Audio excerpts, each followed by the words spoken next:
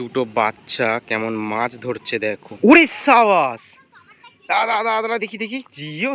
এই ব্যাগে ভর, মাছ দুটো ব্যাগে ভর ভর, হ্যাঁ ভর। তা তোরা যে এসছিস ঘাটে, তোদেরকে জিজ্ঞেস করি তোরা সাঁতার পারিস?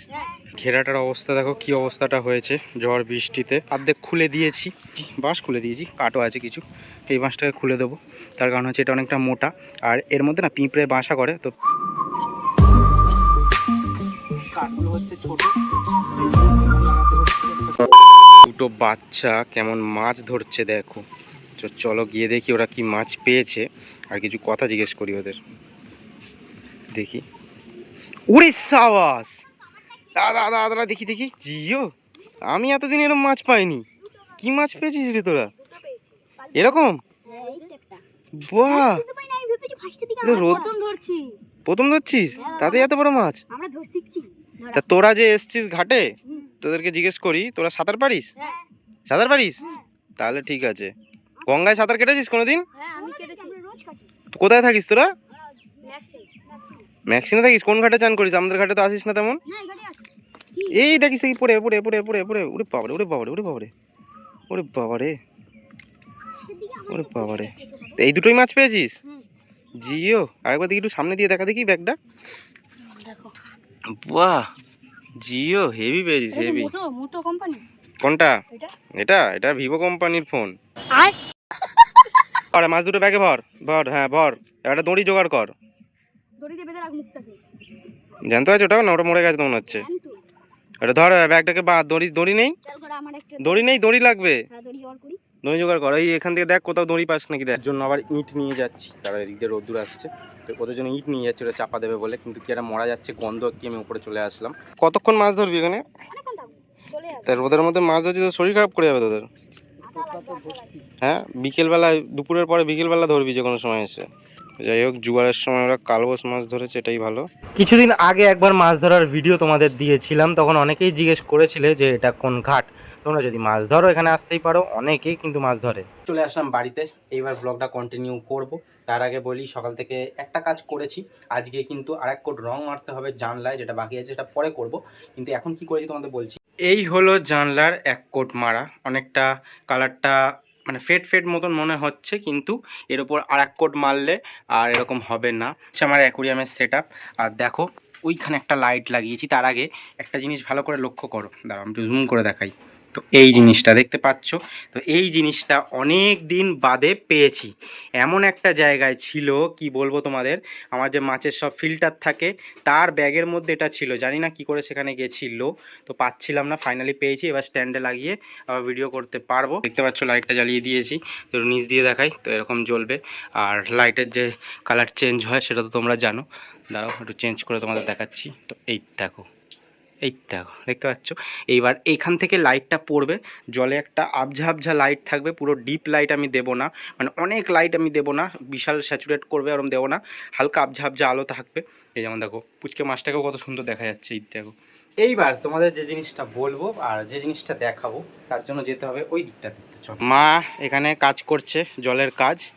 এইবার এইদিকে আসি, পরিস্থিতি দেখো আমাদের এখানটায়। সব এতদিন সব জড়ো হয়েছে, কাগজ টাগজ এটা ওটা না পুড়িয়ে ফেললে বাড়িঘর পরিষ্কারও হবে না। ইয়েস, তো দেখতে পাচ্ছ প্রায় এক মাস বাদে, প্রায় না এক মাসের বেশি বাদে আমরা আজকে কাঠের উনুনে ভাত রান্না করছি।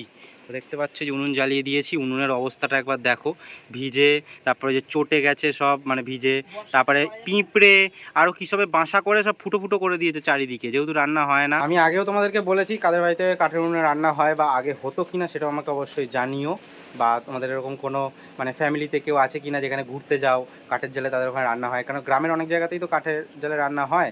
তো আমরা থাকি শহরে কলকাতায়, কিন্তু তাও বাগান আছে, আশপাশে কাঠ পাওয়া যায়, ভাতটা করা হয়। এবার যে জিনিসটা তোমাদের বলবো, তো সামনেটায় যাই, এই দিক দিয়ে বেশি আলো আসে তো তোমরা অতটা বুঝতে পারবে না হয়তো, ক্যামেরা আমি সামনের দিকে নিয়ে যাই।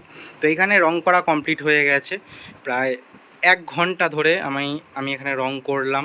তো অনেকটা সময় গেল, 1টা থেকে এখন বাজে না মা কটা থেকে রং শুরু করেছি, 1:30টার পর থেকে 3টে, 1.5 ঘন্টা লাগলো রং করতে। পুরো এই দিকের পাল্লা এদিকে, তার পেছন দিকটা এদিকে, তার পেছন দিক পুরো জায়গাটা আবার ডবল কোট করে রং মারা হয়ে গেছে। এইখানে দেখতে পাচ্ছ থাকটা আবার ফিটিং করে দিয়েছি, অল্প একটু রং বেঁচে ছিল, এটার মধ্যেও আবার রং দিয়ে দিলাম ডবল কোট, যাতে একদম কোনো পোকা পোকা না ধরে। এই ওপরটা একটু ফুটো ফুটো আছে, পোকায় কেটে দিয়েছিল তো ওটা না ধরে। এবার এইটার ঠিক পেছন দিকটাতে আগের দিন রং করা হয়নি, এই কাঠটার ওই দিকটাতে ঠিক রং করা ছিল না, ওখানটাতে বাজে লাগছিলো, আকাশি কালারই ছিল। ওটা ব্যাক সাইড, কিন্তু এই সাইড দিয়ে দেখলে মনে হচ্ছিলো যে বাবাকে বিচ্ছিরি লাগছে, তো ওখানটা একটু রং করে দিলাম। তো ফাইনালি রঙের কাজ কমপ্লিট হয়ে গেল। ঘেরাটার অবস্থা দেখো কী অবস্থাটা হয়েছে, ঝড় বৃষ্টিতে এই নেটটা লেগে লেগে বেঁকে গেছে। তো এই ঘেরাটা পুরোটা খুলবো, খুলে আবার ঠিকঠাক করে বাঁশটা বেঁধে দেবো যাতে গাছটা ঠিকঠাকভাবে ওঠে।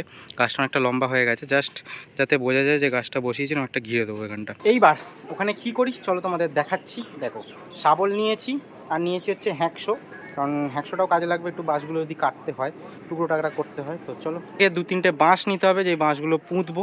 দেখা যাক কোন বাঁশগুলো নিয়ে দাঁড়াও। এদিক দিয়ে তোমাদের দেখাই, দেখো অর্ধেক খুলে দিয়েছি, আর এখানে সব বাঁশগুলো রেখেছি, রেখে এগুলোও রেখেছি। আগে আরেকটুখানি খুলে নিই, কারণ মেন খুঁটিগুলো আমায় চেঞ্জ করতে হবে। খুঁটিগুলোই পুরো বেঁকে গেছে, কারণ গোড়াগুলো পচে গেছে যেহেতু।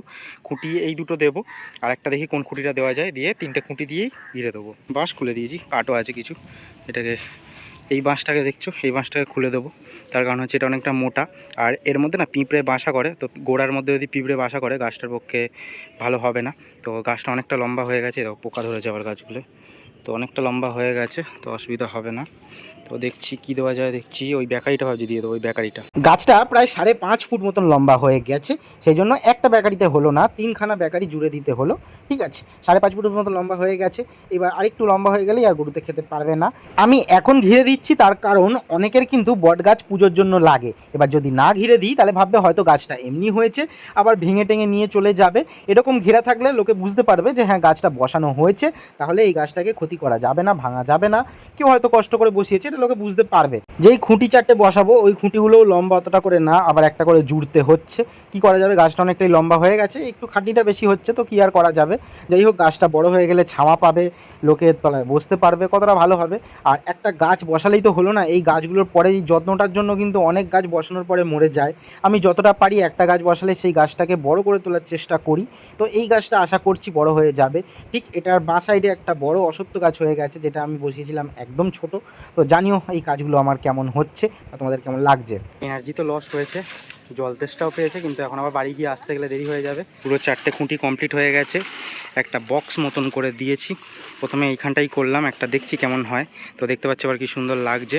এবার ওপরে আর একটা বাঁধবো, একদম ওপরে, যেহেতু নেটটা ঘিরে দেবো সেজন্য বেশি কাঠ দিতে লাগবে না। আর গাছটা বড় হয়ে গেছে, গরু খেতেও পারবে না, জাস্ট একটা সাপোর্টের জন্য ঘিরে দিচ্ছি। আর একদম ওপরে ঘিরবো, এই জায়গাটা একটা ঘিরবো, তাহলেই হবে। আর তলায় 2-3টে ঘিরে দেবো, তাহলেই হয়ে যাবে। প্রায় 1.5 ঘন্টা ধরে খাটাখাটনি করলাম, এইবার মোটামুটি একটা জায়গায় এসছে। কেমনভাবে হয়েছে জিনিসটা, আর বেশি নেট নেই। হ্যাঁ, এই একখানা আছে কিন্তু ভীষণ ছেঁড়া, ওটাও একটুখানি এই সাইডে দিয়ে দেবো। আর মাথার দিকটা অতটা গরুতে খেতে পারবে না, আর তলার দিকে পাতাও নেই, খালি এই সাইডটা একটুখানি ঘিরে দিলেই হয়ে যাবে। এখানটা একটু ফাঁকা রয়েছে, বাদবাকি কোনো সাইডেই ফাঁকা নেই মোটামুটি, মানে গরু খাওয়ার মতন নেই। এবার বল লাগলে ছিঁড়ে গেলে সেটা আলাদা ব্যাপার। ঠিক আছে, দেখি আবার পরে নেট পাই কিনা, নেট পেলে অবশ্যই আবার ঘিরে দেবো। তো এবার বলো কেমন লাগছে। তখন 3টে কাঠের ছিল, অসুবিধা ছিল, তিকোনা মতন তো গাছটা বেশি হেলে যাচ্ছিলো। এইবার আশা করি আর হেলবে না, দেখা যাক কী হয় ব্যাপারটা। এবার গাছটা হচ্ছে জালের ভেতরে ছিল আগে, এবার জালের ওপরে আছে, তো এবার তাড়াতাড়ি করে বাড়বে, বেশি আলো পাচ্ছে, সানলাইটটা বেশি পাচ্ছে। খেয়ে দিয়ে উঠেই গেছিলাম, আর এখন বাজে 5টা 10, কারণ বুঝতে পারছো কতটা টাইম। জল তেষ্টায় বুক একদম জ্বলে যাচ্ছে, এনার্জি পাচ্ছি না। তো আজকের জন্য টাটা বলছি। এই ব্লগটা কেমন লাগলো জানিও। সকাল থেকে সেই রোদ্দুরে মাছ ধরা, ওখানে দেখছিলাম রোদ্দুরে, আর এখন শেষ করলাম ব্লগটা, তাতেও রোদ্দুরে। তো বলো ব্লগটা কেমন লাগলো, কমেন্টটা করে জানিও। আজকের জন্য টাটা বলছি, সবাই ভালো থাকো, সুস্থ থাকো, সাবধানে থাকো।